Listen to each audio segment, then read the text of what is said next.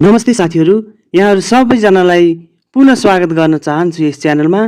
साथीहरू, आजको विषयवस्तुले यहाँहरूलाई भरपूर सूचना दिनेछ भन्ने विश्वास मैले लिएको छु। आउनुहोस् आजको विषय सुरु गरौँ। आज फागुन 7 गते EPS टपिक अन्तर्गतको सिपमूलक क्षेत्रतर्फको भाषा परीक्षाको पहिलो दिन हो आज, र यति बेला पहिलो शिफ्टको इक्जाम सकिसकेको छ र 11:30 बजेबाट दोस्रो शिफ्टको इक्जाम सञ्चालन हुन गइरहेको छ।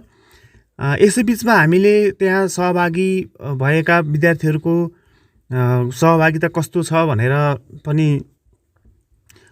जानकारी लिएका थियौँ र हामीलाई केही फोटो र भिडियो उपलब्ध पनि भएको छ। यसै गरी यो आजको भाषा परीक्षामा चाहिँ आजको दिनमा चाहिँ 5000 को सङ्ख्यामा सहभागी हुनेछन्। पहिलो चरणमा 1000, दोस्रोमा 2000, तेस्रोमा 3000 र चौथो पाँचौँ गरे यसरी 5000 जनाको चाहिँ आज इक्जाम सकिन्छ। पहिलो, दोस्रो, तेस्रो, चौथो, पाँचौँ शिफ्टमा चाहिँ आज इक्जाम हुनेछ। पहिलो शिफ्टको इक्जाम सकिसकेको छ। त्यसैले मैले यहाँहरूलाई चाहिँ यो आजको भाषा परीक्षा सम्बन्धी विशेष भिडियो लिएर उपस्थित भएको छु। भाषा परीक्षामा यो वर्ष चाहिँ 1,63,000 भन्दा बढी परीक्षार्थी सहभागी छन्।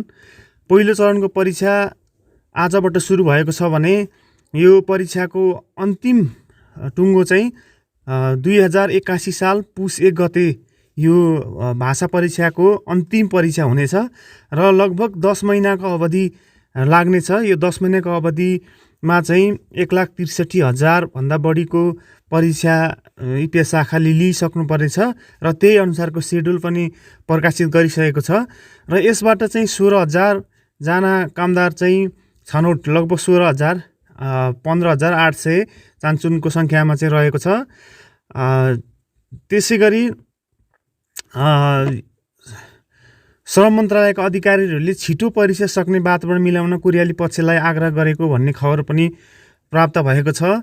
यसै गरी दैनिक रूपमा चाहिँ 5वटा शिफ्टमा परीक्षा सञ्चालन हुनेछ र दिनमा लगभग 5000 को सङ्ख्यामा चाहिँ परीक्षार्थीहरू सहभागी हुनेछन् भने यस वर्ष योभन्दा अघिल्लो वर्षदेखि चाहिँ ट्याबमा चाहिँ इक्जाम दिने व्यवस्था गरेको छ। यो वर्ष पनि ट्याबमै इक्जाम हुँदैछ। लिसनिङ पनि तपाईँको राइटिङ पनि दुइटै चाहिँ ट्याबमा हुँदैछ। त्यसैले यो अलि विगतको वर्षहरूको तुलनामा यसपालि अलि सहजै छ, इक्जाम दिनको लागि सजिलो छ। उपकरणहरूको माध्यमबाट इक्जाम दिनलाई अलि सजिलै हुन्छ। त्यसो हुँदाखेरि जति पनि भाषा परीक्षामा सहभागी हुने साथीहरू हुनुहुन्छ उहाँहरूले चाहिँ निर्धक्क भएर इक्जाम दिनुहोस्। आफूले तयारी गरेको तयारी अनुसार परीक्षा दिनुहोस्।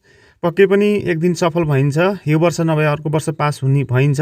र यसै गरी अहिले चाहिँ एउटा समस्या के भइरहेको छ भने भर्खरै फर्म भरेका साथीहरूले पनि अहिले सुरुमै इक्जाम दिनुपर्ने अवस्था आएको छ। उहाँहरूले तयारी नै नगरिकन फर्म भर्नुभएको थियो। परीक्षा पछि सुरु होला अथवा पछि पर्यो भने तयारी गर्न सकिएला भन्ने हिसाबले उहाँहरूले गर्नुभएको थियो।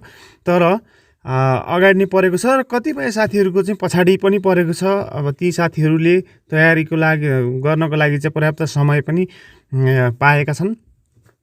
जति पनि साथीहरूले यसपालि समय अपुग भए पनि तपाईँहरूले तयारी पुरा गर्न नसके पनि इक्जाम कस्तो हुने रहेछ भन्ने अनुभव बटुल्नु हुनेछ र यसले तपाईँलाई आगामी वर्षमा चाहिँ इक्जाम दिनको लागि केही सहयोग पुर्याउनेछ। मैले आजको लागि चाहिँ यहाँहरूलाई यही जानकारी लिएर यो भिडियो तयार गरेँ।